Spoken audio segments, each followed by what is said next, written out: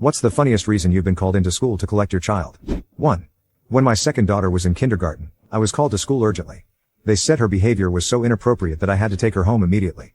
When I arrived, I asked the principal what had happened. She wouldn't say much but mentioned it was serious enough to question whether my daughter could stay at the school. Confused, I went to see my daughter, who was sitting in the office, looking bewildered. "Mom, I didn't do anything bad," she said. I asked for details, and the reason turned out to be that she and her best friend, a boy, wouldn't stop holding hands on the playground.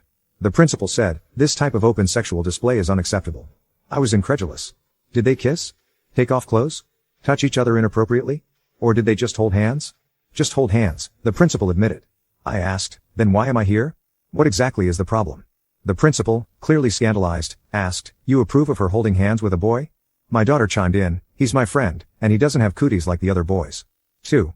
My son was in kindergarten, and his teacher was teaching animal names. She showed a picture of a donkey and asked for its name. My son, having just watched Disney's Pinocchio, raised his hand and said, "It's also called a jackass." The whole class started laughing.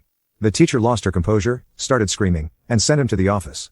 The principal called me to pick him up, explaining in front of my son that this was the first time he had seen a child curse in class. He said he was suspending my son so I could teach him some manners. I explained, jackass is a common name for a male donkey. He heard it in a Disney film.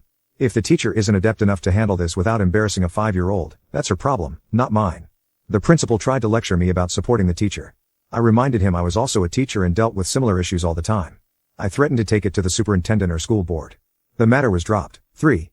My 8-year-old daughter was being bullied by a boy twice her size, several grades ahead of her. He would shove her into the dirt when no one was looking. After repeated complaints went unanswered, I told her, "Kick him in the balls as hard as you can. If you get sent home, I'll have your back." She asked, "Isn't that dirty fighting?" I replied, "And what he's doing isn't?" A few days later, the school called to say she'd been suspended for fighting. When I arrived, I learned she'd nailed the bully hard enough to leave him on the ground, throwing up. After the principal's lecture, I said, "I'm happy to take her home.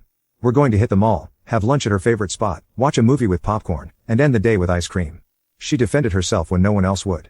The principal caved after checking the prior complaints and let her stay in class. The funny part? A week later, she came home grinning. "Remember the bully I kicked?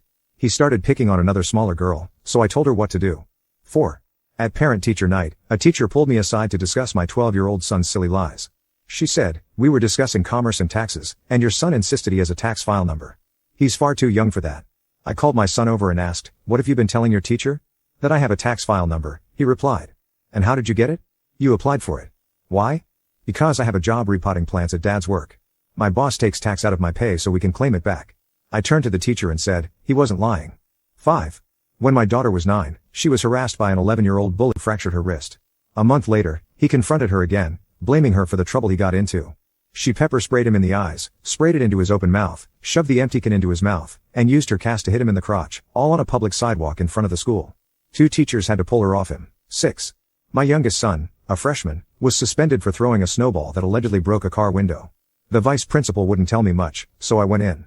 My son admitted to starting the snowball fight but denied throwing the snowball in question. When I asked if he knew who did it, he said, "Yes, Dad, but I can't